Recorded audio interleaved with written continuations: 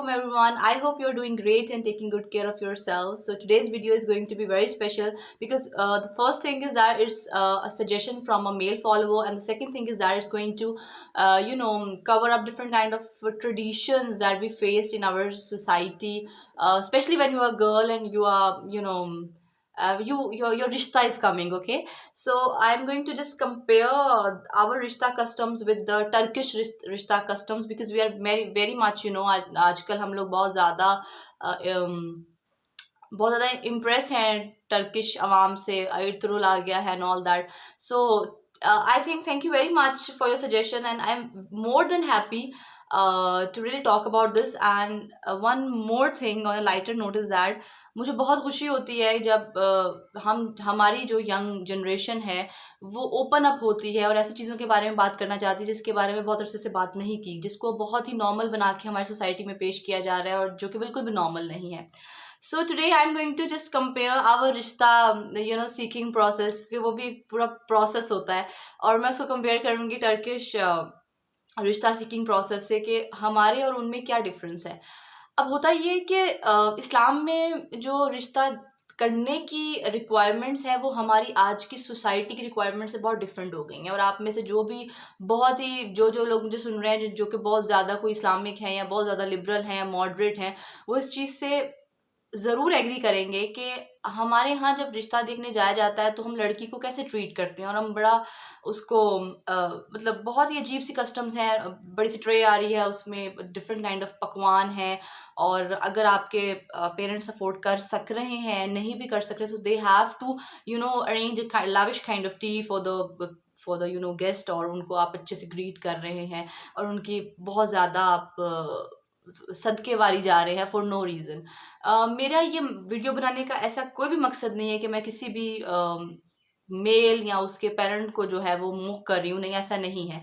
लेकिन अगर अपने दिल पे हाथ रख के आप ये वीडियो सुने और अपने ज़मीर और अपने कॉन्शियसनेस को थोड़ा सा जो है वो जगाने की कोशिश करें, तो आप मेरी बात से एग्री करेंगे कि हमारी कौम जो है वो बहुत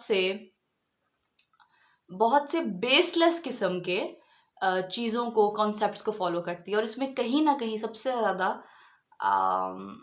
जो कसूर है वो हमारे अपने बड़ों का है. और मैं हमेशा से इस चीज़ के बारे में बात करती हूँ, बल्कि मुझे बैश भी किया जाता है. इवन मेरी अपनी फैमिली में मुझे मतलब जो भी मेरी गैदरिंग होती है उसमें अगर मैं ऐसी बात कर दूँ तो लोग समझते हैं कि यार ये क्या ऐसी बात क्यों कर रही है, she is very young. But I think this is wrong, and the thing that is wrong, it is always wrong. Whether आप इसको बरसों से जो है वो प्रैक्टिस कर रहे हैं, बिलीव करें, जो चीज़ गलत है वो गलत ही रहेगी. जो बहुत ही इंटरेस्टिंग चीज़ मैं शेयर करना चाहूँगी आपके साथ वो ये है कि टर्किश कस्टम है कि जब भी आपको रिश्ता देखने जाना होता है, या if there is some kind of likeness between a man and a woman, and man has to go to the parents to ask about marriage और एंड ऑल दैट थिंग्स, तो उसको एक कॉफ़ी का कप ऑफर किया जाता है, और उसमें बहुत ज़्यादा जिसे कहते हैं, जिसे पंजाबी में कहते हैं टका के नमक डाला जाता है. ठीक है, क्योंकि नमक बहुत ज़्यादा जो है सौर होता है और आप उसको बहुत ईजीली जो है वो उसको आप पी नहीं सकते किसी भी ऐसी चीज़ को इसमें बहुत ज़्यादा नमक हो.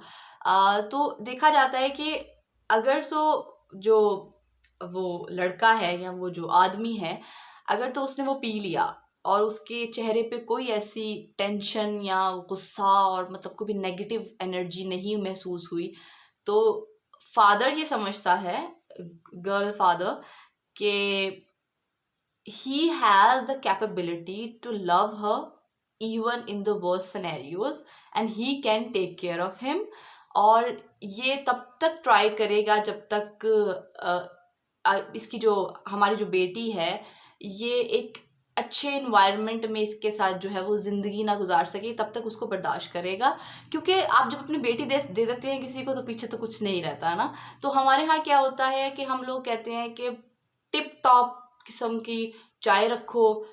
मुझे नहीं पता कि विच कास्ट और विच सेक्ट यू बिलोंग टू, लेकिन हमारे यहाँ अनफॉर्चुनेटली ये चीज़ भी बहुत ज़्यादा है कि फजूल के जिसे कहते हैं ज़ात पात है. और साढ़े हाँ ए रवाज होंदा वा ते ताड़े हाँ ओ रवाज होंदा है, ऑल दैट थिंग्स. तो कपड़े दिए जाते हैं, पता नहीं क्या क्या किया जाता है. तो बात करने का मकसद ये नहीं है कि मैं आप में से किसी को भी कोई ज़लील ख्वार कर रही हूँ, नहीं। लेकिन आप इन चीज़ों को मानें, आपकी घर में बहनें भी हैं कि जब भी आपने रिश्ता देखना होता है तो आप क्या-क्या चीज़ें देखते हैं, इतना सोना डाल दें, इतना ये कर दें, ये जहेज़ दे दें, ये फलाँ कर दें। लेकिन आप ये देखते ही नहीं हैं कि आप जिस भी बंदे को अपनी बेटी के लिए चूज़ कर रहे हैं, अगर तो आपकी बेटी उसको खुद पसंद कर रही है या वो आपको बेटी को पसंद कर रहा है, तो obviously that's a different thing. लेकिन अगर अरेंज मैरिज में आप ये बात कर रहे हैं और आप अपनी बेटी को, रैंडम लोग आ रहे हैं आपकी बेटी को देख रहे हैं, आप कहते हैं हाँ, हाँ, सब कुछ ठीक है, पकड़ा दो, ये कर दो। जिसके साथ उसने ज़िंदगी गुज़ारनी है, अगर उसमें ये पोटेंशियल ही नहीं है कि वो वर्स्ट सिनेरियो में या ज़िंदगी के ऐसे मामलात में वो अपने आप पे कंट्रोल नहीं कर सकता, उसको खुश नहीं रख सकता, तो what is the purpose of marriage? So I am going to you know मैं इसकी आपको जो है वो पिक्चर भी दिखाऊँगी कि कैसा होता है, और आप इसको सर्च भी कर सकते हैं if you have that kind of research किया in yourself, so it's okay. But I think on lighter note at the end of this video I really want you to really think about these things. आप इन taboos को, इन चीज़ों को सोचें। हमें अपने बड़ों की रवायात का पास रखना चाहिए, उनकी इज़्ज़त करनी चाहिए, पर ट्रेडिशंस, अगर ट्रेडिशन वर्ड की बात की जाए ना, तो ये उन लोगों की है जो दुनिया में नहीं रहे, ठीक है? और दुनिया को इवॉल्व करने की ज़रूरत है। जो चीज़ें आपको लग रहा है कि लोगों के लिए तकलीफ़ देह है, लोगों की बेटी वालों के लिए प्रॉब्लमैटिक है, पाकिस्तान में हम सो कॉल्ड मुस्लिम्स हैं, I am so sorry to say, हमें अल्लाह ताला ने कुरान पाक में या नबी पाक सल्लल्लाहु अलैहि वसल्लम की ज़िंदगी से सब कुछ बेहतरीन बताया हुआ है, लेकिन हम इतना ज़्यादा बहस करते हैं अपनी चीज़ को।